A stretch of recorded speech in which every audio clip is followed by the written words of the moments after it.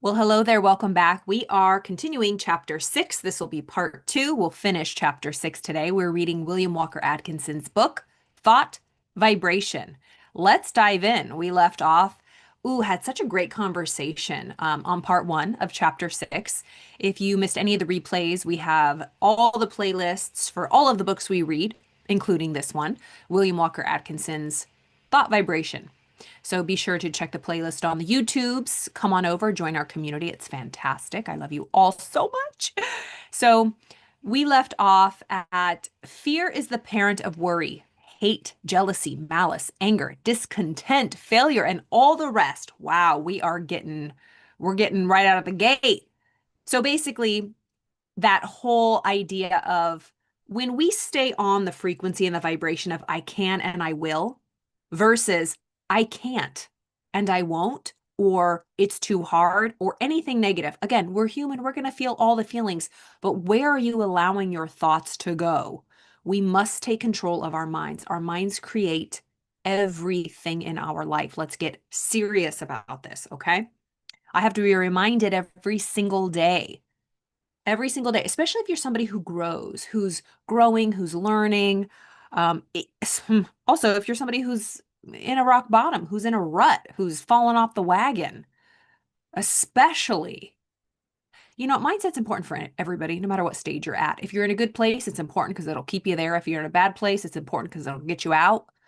If you're growing, it's important because it'll keep you, persevering, having that persistence, that faith. It's all about mindset. I was just watching a video and it was about, talking about successful, like really wealthy, successful people. And at this point, I'm old enough to have known, really lucky to know a lot of successful people in many different areas of life, whether it be health, wealth specifically. I've met a lot of people with a lot of money, but at the end of the day, I have been impressed only by a few, meaning they might have earned a lot of money or had money come their way or made good investments or deals or whatever, but they a mess. They a mess. And they think that the money is the thing that proves that they're successful. Oh, no, no. Spending time with certain people, I don't care if you were a trillionaire. Get me away because my piece is priceless dealing with clowns, circus clowns. It's like I don't care how much money you have. You couldn't pay me to hang out with you. Okay. So I'm joking. I mean, I'm not joking, but I'm being silly. Money is not a marker for success. It's fantastic. However, if you don't have the peace of mind, the emotional regulation, the good relationships, the fruits to go with it, ugh, it ain't worth it. Anyways, I'm going on a tangent. But we were talking about the can do. Oh, I was saying that I was watching this video about wealthy people and about successful people. Oh, and this gentleman was talking about how he invests in his personal development, about how he is going to have $1 billion business. And I just saw this guy. What's his name? He just came across my feed. I'm back on social media, by the way. Hey, welcome back to the club. How do you see the stuff? Oh, I think I just recently followed him. Thomas Crowlow. Crowlow. Anyways, he's like a finance person or something, or investments. Anyways, he has really kind of positive, well, in my opinion, I just saw a few reels. Don't know the man from Adam, but there was a reel about him talking about investing in himself and about how, of course, people have negative attitudes about investing in themselves and like, oh, coaches, they're just trying to rip you off. But the real six, and I even question that. I'm like, because I pay for coaches. I'm a coach, right? I'm a therapist. And a part of me used to feel really guilty, like, oh, I don't anymore because I have invested six figures, which I share all the time. And everybody that I respect, that I know is truly successful from the inside out, has mentors, has coaches. People who do not, who are just like in it and on paper they're successful, but they don't have any mentorship or they're not humble, they don't ask for help. They are the ones that I guarantee don't have good relationships, aren't truly happy, don't really surround themselves with people with integrity. and aren't really fulfilled. So, anyways, his reel stood out to me because he was just saying, you know what? After all of his learning, he knows that he has to ask for help, that he has to put his ego aside. He was also saying, I think this was in another clip, that billion-dollar companies have fallen apart because they have no true leadership and there's too much ego. And people are unwilling to ask for help or change things, and companies will crumble because it's that pride and that ego that'll take you down all the time, no matter what. You don't have to have a $1 billion company, but it's all about, being humble, asking for help, just being honest with yourself. What's working, what's not working, and if something's not working, change it. And if you don't want to change it, ask yourself why. I was stuck in that cycle for a long time, you know, pride, ego, woof, addiction. They all come together, it seems. Anyways, okay, let's continue. Fear is the parent of worry, hate, jealousy, malice, anger, discontent, failure, and all the rest. So he was just saying fear is like the biggest issue, and then it's the parent of worry, hate, jealousy, malice, all of this stuff. The person who rids themselves of fear will find that the rest of the brood has disappeared. Yeah. So think of fear as an umbrella. I have a really great image. I just actually showed one of my therapy clients today. Let's look at it together, shall we? Let's make this worth our while. Let's make this worth our visit. I did a presentation on the 6 ghosts of fear. Is this it? No, it's not it. Let me look it up. Ghosts. Here it is. Okay, let's look at this together. Let me share my screen. My beautiful, what's it called? Artwork. Okay, let's look at this together, team. Let's look at this together. I've probably gone over this before in one of the videos. All right, can you see this? This umbrella of, oopsie, not faith, team, fear. The umbrella of fear. Underneath it is control, pride, overthinking, feeling like a victim, anxiety, anger, irritability, doubt, entitlement, and worry. And that's really what this gentleman is talking about. Let me see if I can switch over. I don't know if I'll lose you. Hold on one second. Yeah, hate, worry, jealousy, malice, anger, discontent, failure can go under this umbrella of fear. But I want you to notice in your life where you experience any of these feelings or any of these sensations or situations in your life. Where do you feel doubt? Where do you feel doubt? Do you doubt yourself? Do you doubt your abilities? Do you doubt your partner? You know, what do you doubt? Do you doubt God? Where do you doubt? Where do you worry? What makes you irritated? Where are you irritable? Where do you have a short circuit? Where do you have no patience? What pisses you off? What makes you angry? Do you find yourself there a lot? What makes you anxious? Do you find yourself anxious? Feeling like a victim. This is a hard one in the sense of like, nobody likes to think of themselves as a victim. I certainly didn't, but oh boy, was I a big freaking victim. And what does that mean? That means that I was blaming outside circumstances, that I was allowing things outside of me. It doesn't matter what it is, anything outside of me to make me feel a certain way. I was allowing my emotional and my inner world to be dictated by the outside world. I was a victim. I was not in control. I was not creating. I was not in a creator position where I felt in control. I was in the victim role. Where do you overthink? Where do you have pride? Where do you not want to ask for help? Pride is another way of like, oh, I know that. That was like one of my favorite phrases. I know that. I know. Pride. It's like puffing your chest up with like, I'm already full. I already know. Look at me. Look at all of my past accomplishments. Resting on my laurels, pride, feeling good about what I've done in the past. That, well, what did I do today? What am I doing tomorrow? What am I working towards? Just being prideful. And where do you feel the need to control? I mean, that's a huge part. Anyways, this was like a snapshot of like how I lived the first 20 years of my life. Actually, the first 30 years of my life, let's be honest. And the goal and an easier way to live life is underneath the umbrella of faith. And so these words are just the opposite of, what do they call them? Antonyms of these. So instead of worry, you have trust. Instead of doubt, you have belief. Instead of entitlement, you have gratitude. And I learned that when I was reading The Science of Getting Rich, that this feeling, that's another word that no one thinks that they are, is entitled. I'm not entitled. I'm a hard worker, blah, blah, blah. I certainly never would have thought I was entitled, just like I didn't think I was a victim.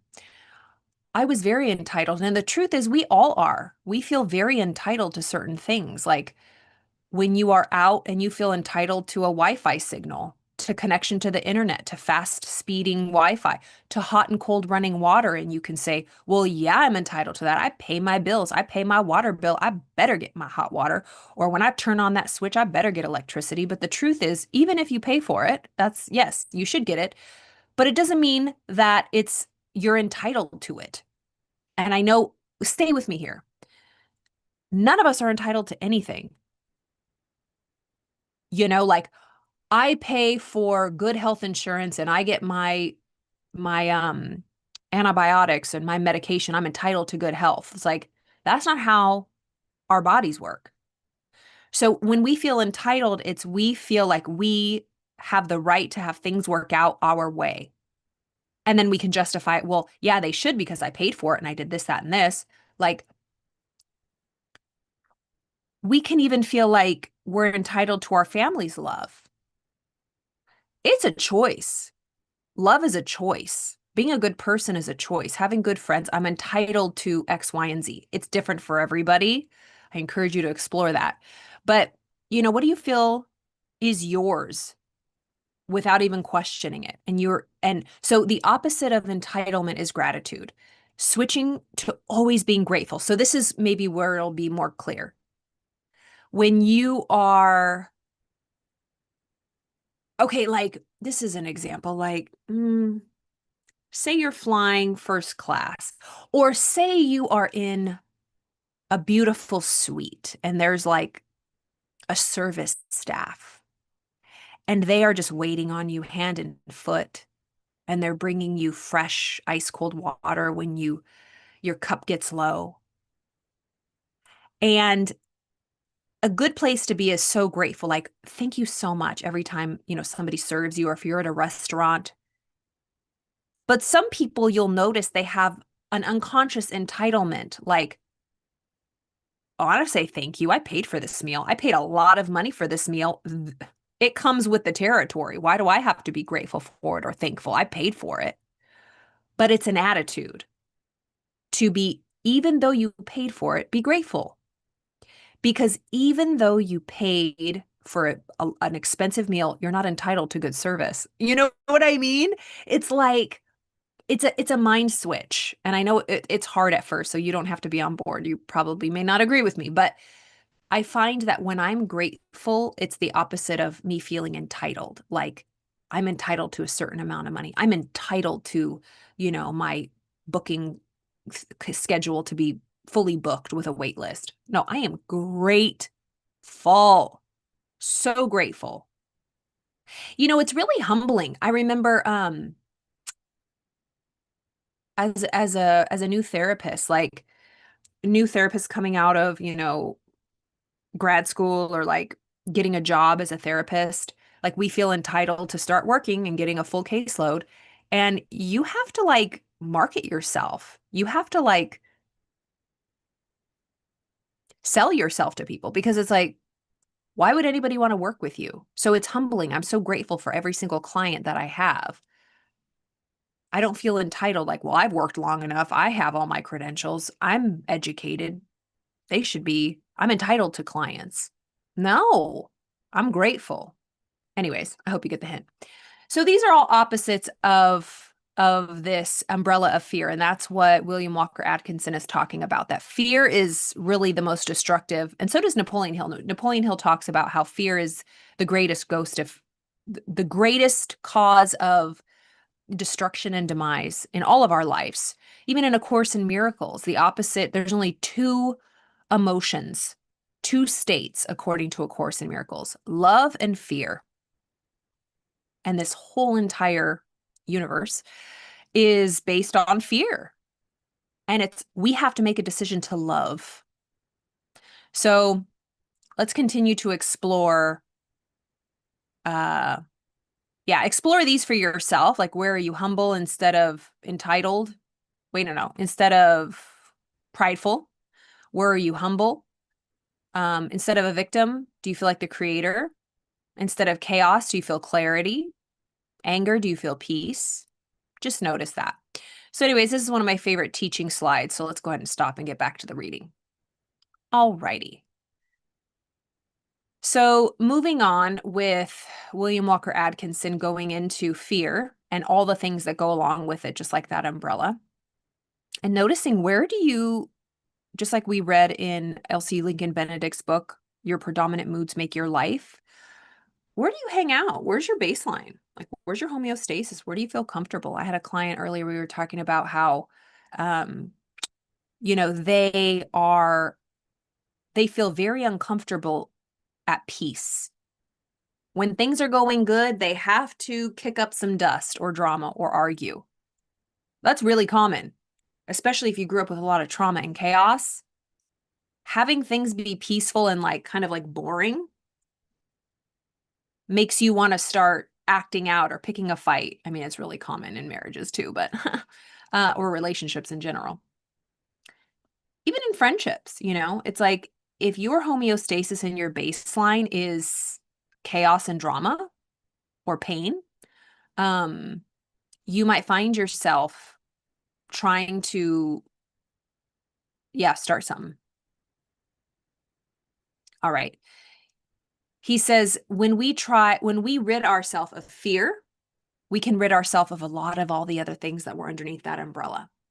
The only way to be free is to get rid of fear. Tear it out by the roots. Tear it out by the roots. We talk a lot about how your mind is a garden, your thoughts are seeds, you can grow flowers or you can grow weeds. If you have weed seeds, if you have fearful thoughts, if you allow yourself to let fearful thoughts come in, people talking, listening to the news, hello. If you're allowing these weed seeds into the garden of your mind, you will be strangled by these weed seeds. It'll ruin every good thing you put in it. That is the rub. And, I've been off social media for, God, it's been a long time. Anyways, I, just notice, I mean, there's always something, for people, that to get fearful over, and it's real, right? It's scary. There's scary things going on. However, how do you protect yourself? How do you guard your mind? Because remember, all of anger is rooted in fear. So what are you angry about? What triggers you? If you're honest with yourself and you're ready, it's because you're afraid of something. You feel threatened. You're afraid. You're going to lose control, like so many things. So just kind of coming back and seeing, the atmosphere, it's not shocking because it's not my first rodeo. But when we allow ourselves to engage in fear, we suffer the consequences, even if we're right. That's the thing. Do you want to be right or do you want to be happy? Do you want to be right or do you want to be at peace? And for what?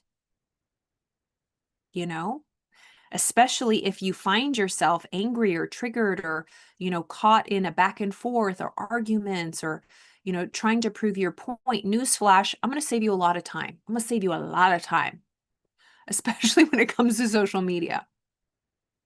You're changing no one's mind. You're changing no one's mind. Sorry. Everybody's already made up their mind. And you're not going to change it. And you ain't going to change it with the tone that you're using. And so I get it. Speak your mind if it makes you feel better. However, we learned this in like Theater 101. When you truly want to make a change, when you truly want to get somebody to see your point of view, think about somebody you love and you're in a lot of pain because they do not understand your point of view. When you truly think that your way of seeing things can be truly helpful and that it can help someone else, how will you approach them? Are you going to approach them condescendingly?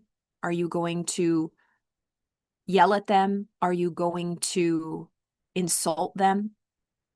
No. Why would anybody listen to that? So really, I mean, I already know what's going on, but like really look within, right? It's like before you say something, why are you really saying it? Why are you really posting it? What is it really about?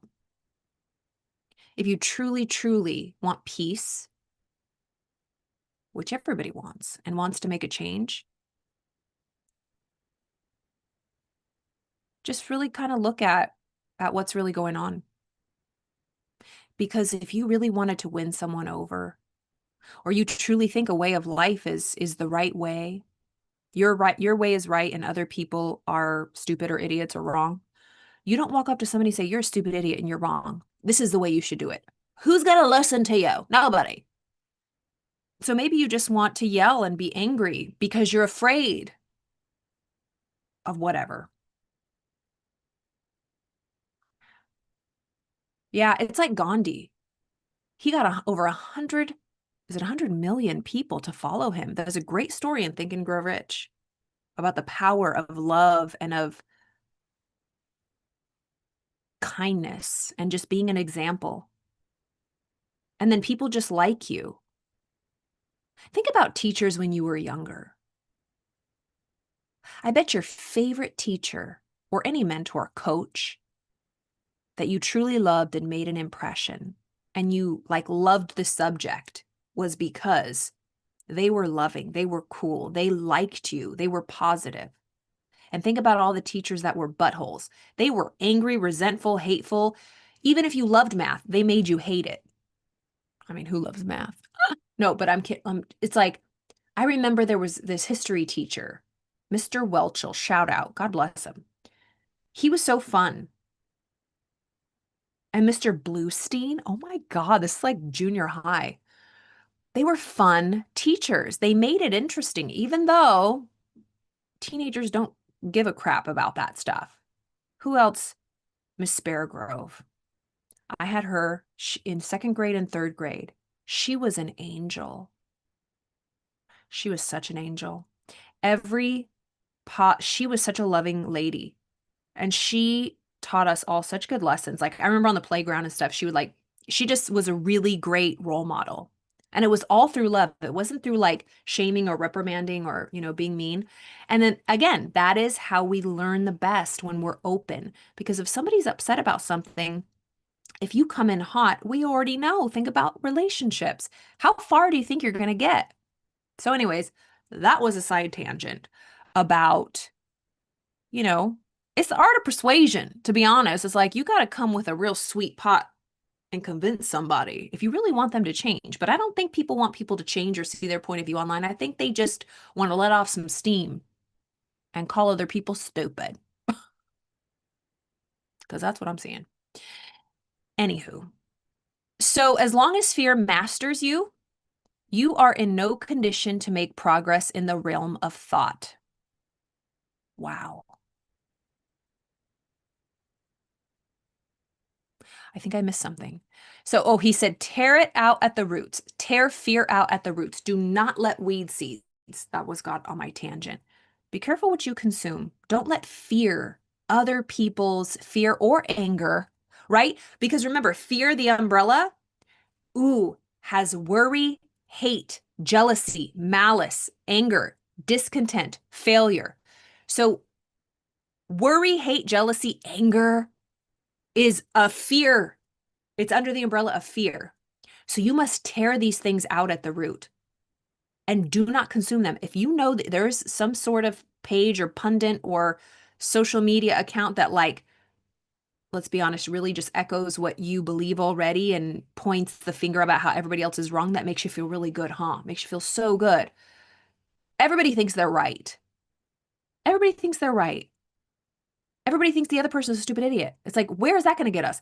There's really great reading from ah my man, James Allen. He wrote As a Man Thinketh, but he has a lot of other books. One of them is The Eight Pillars of Prosperity, I believe, and Men and Systems. And it talks about how,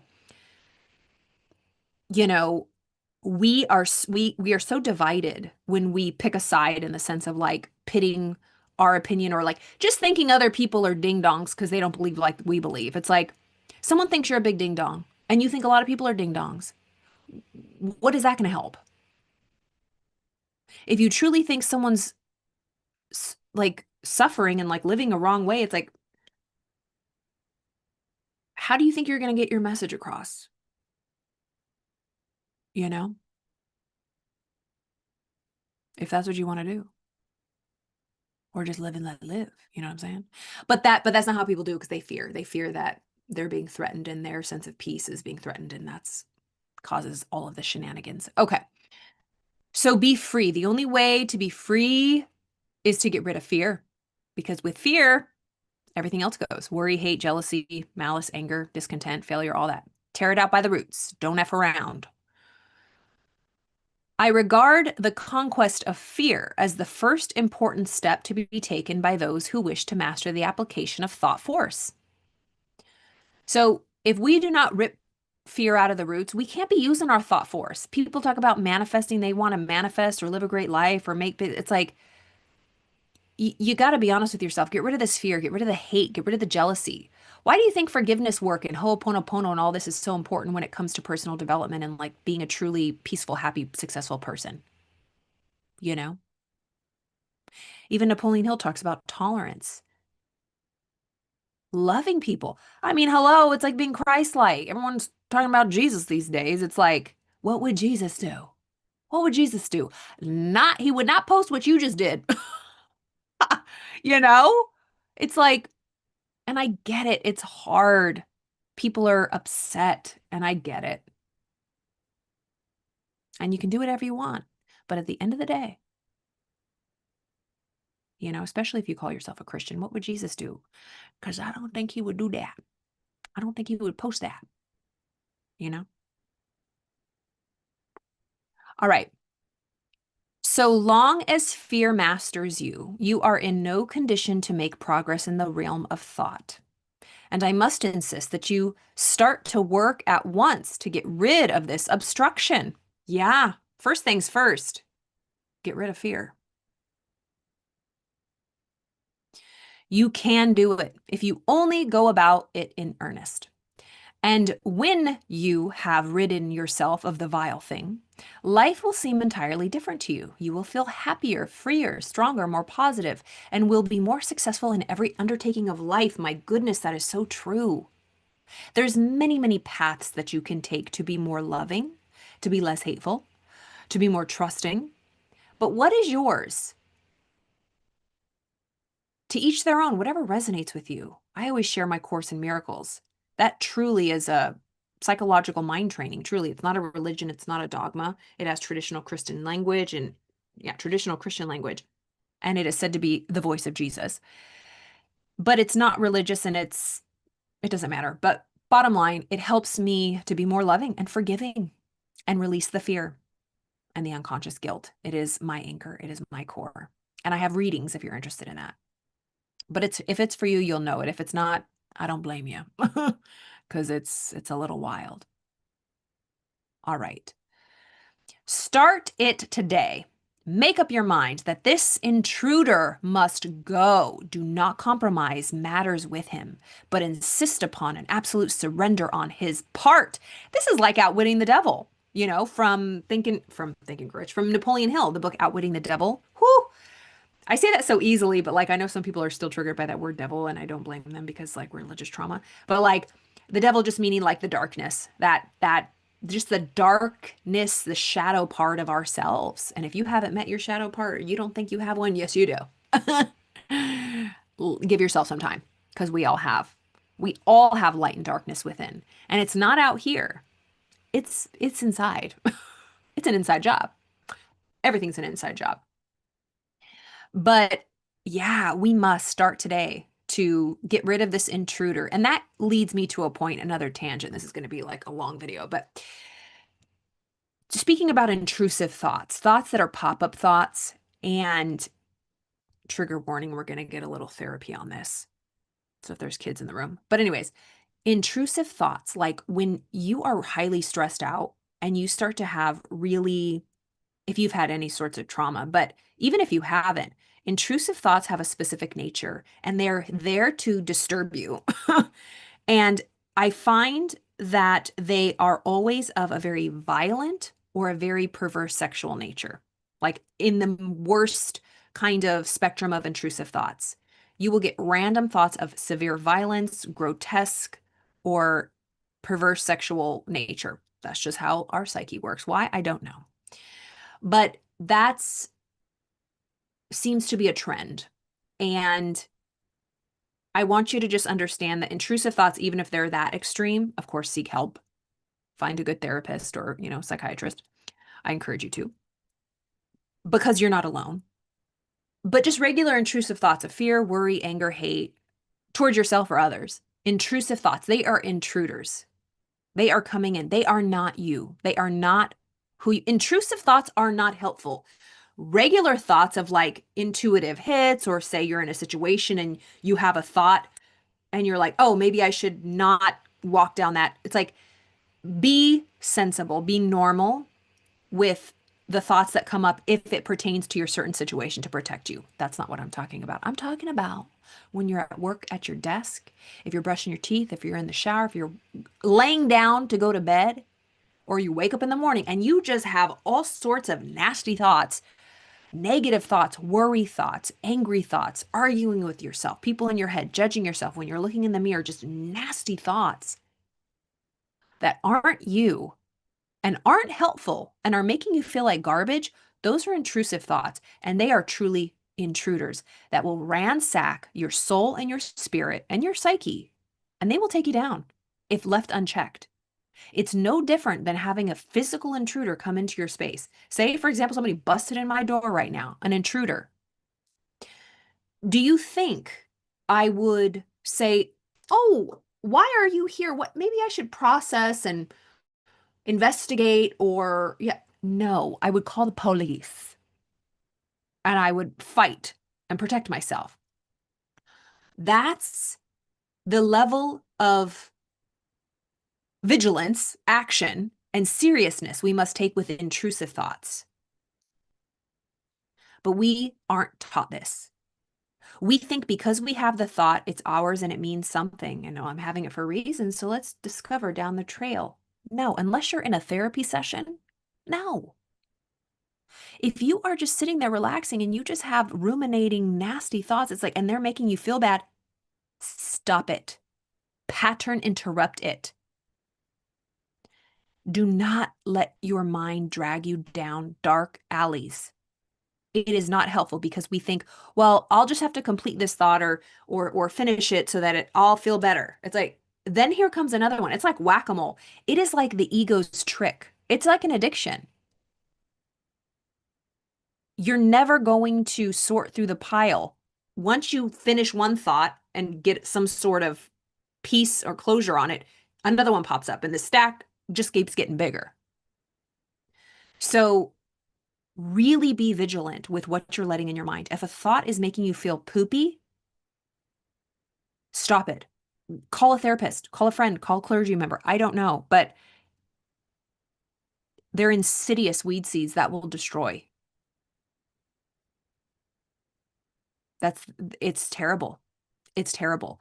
So we must rip this out by the roots. We must take it very seriously, like the intruder it is.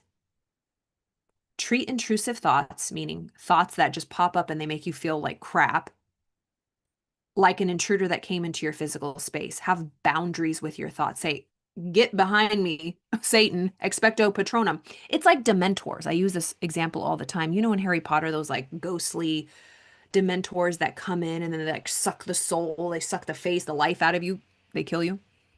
That's like intrusive thoughts, negative thoughts. Are you going to let these dementors just fly around? Negative energy, entities, whatever you want to call them. Remember, thoughts are energy.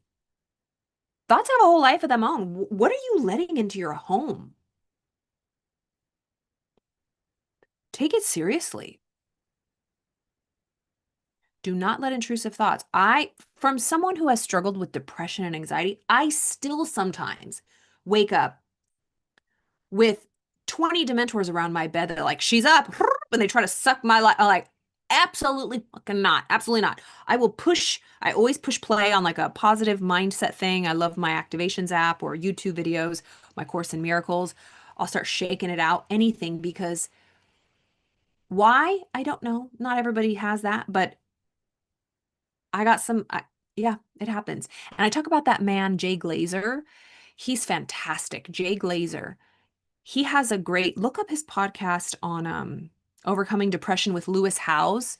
He has debilitating depression to the point where he is like has physical symptoms, because remember, our psychology becomes our biology, and like his ribs hurt. He could feel pain. Like if you have severe chronic depression, your body starts hurting because it's just your body expressing the emotional psychological pain. But he calls it the gray, and how he has to fight the gray, and it's the beast. He has to fight the beast and put the beast in the box. And he talks like, I was just so, it was so refreshing to hear just an open conversation about somebody who openly admits their struggles with depression and darkness and suicidality. And he manages to just deal with it one day at a time, you know? So, of course, there's a spectrum. It's like severe depression like that, where you have to fight it every day, and then just bouts of it every now and then. But, and then everywhere in between. But at any level, it's serious, you know? Don't let one little shit get past the gate. It's like, no, you have no place in here. If you're not here to inform me about something that's going on in my life or give me direction or, guidance, you ain't allowed in the building. You, yeah, TSA, kick them out. Intruder. Okay.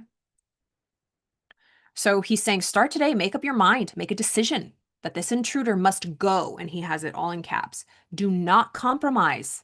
Don't compromise. Don't start compromising with the intruder. Don't start wrestling and rolling around the thought, well, maybe no. I mean, it's up to you. If you want to FAFO, go for it. I already know where it leads. Do not compromise matters with him, but insist upon an absolute surrender on his part. You will find the task difficult at first, but each time you oppose him, he will grow weaker and you will be stronger. Shut off his nourishment, starve him to death, and he cannot live in a thought atmosphere of fearlessness. Ooh.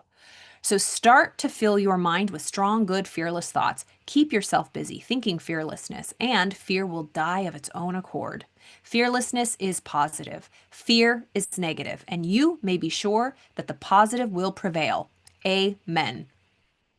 There's also another woman, her name is BK Shivani. I love her so much, and she was talking about the importance of guarding your mind and having positive affirmations, because even if you don't believe it, your subconscious mind, through repetition, as we learned again in Think and Grow Rich, your subconscious mind, if anything is repeated, will start to believe it, good or bad.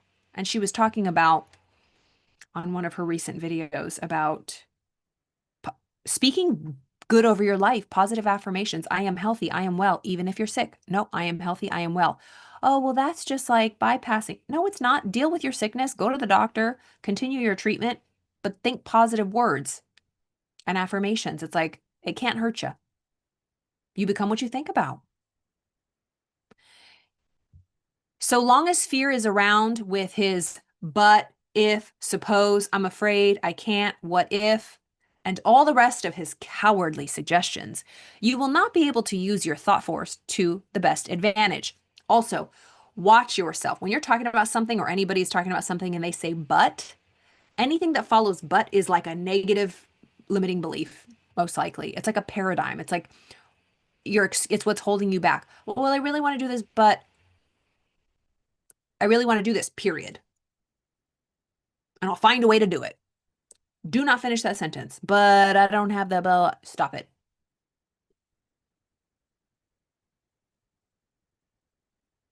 Once, okay, so it says you will not be able to use your thought force if you don't get rid of this. Once get him out of the way, once you get him out of the way, you will have clear sailing, and every inch of thought, sail will catch wind. That's when you quantum leap. He is a Jonah. Overboard with him. The whale that swallows him will have my sympathy. I advise that you start in I advise that you start in to do some of the things which you feel you could do if you were not afraid to try. Yeah, what would you do today? What would you do tomorrow? What would you do by the end of this year if you were not afraid to try? Putting yourself out there, being seen, being unapologetically yourself. Let's do it. Start to work to do these things, affirming courage all the way through, and you will be surprised to see how the changed mental attitude will clear away obstacles from your path and will make things very much easier than you had anticipated. Exercise of this kind will develop you wonderfully, and you will be much gratified as the result of a little practice along these lines. There are many things before you awaiting accomplishment, which you can master if you will only throw aside the yoke of fear. If you will only refuse to accept the race suggestion and will boldly assert the I and its power. And the best way to vanquish fear is to assert courage and stop thinking of fear. By this plan, you will train the mind into new habits of thought, thus eradicating the old negative thoughts which have been pulling you down and holding you back. I love how he mentions habit. Your thoughts are just habit. Where did you get them from? Who taught you to think the way you think? To see things the way you see things? Is it working for you? If it's not, it's just a habit. Create a new habit. What do you want? And it will sound fake. It will sound forced. Will sound like a bunch of malarkey. And do you want to stay where you're at? Let's get rid of these things that are holding us back, dragging us down. Take the word courage with you as your watchword and manifest it in action. Remember, the only thing to fear is fear. And, well, don't even fear fear, for he's a cowardly chap at best, who will run if you show a brave front. Yeah, anytime fear comes in, I'm like, come at me, bro. Not today, Satan. So how did you like that, y'all? It's past my bedtime. I hope you enjoyed that. That was chapter 6, part 2 of William Walker Atkinson's book, Thought Vibration. If you missed any of the previous readings, the playlists are below and all of my information. Let me know if you have any questions, share any comments, takeaways. If you think I'm crazy, good, I am, in the best way. I hope you have a beautiful evening. We'll continue with chapter 7. We are rocking and rolling. I am loving this book, and I hope you're enjoying it as well. Have a beautiful evening. See you, mañana.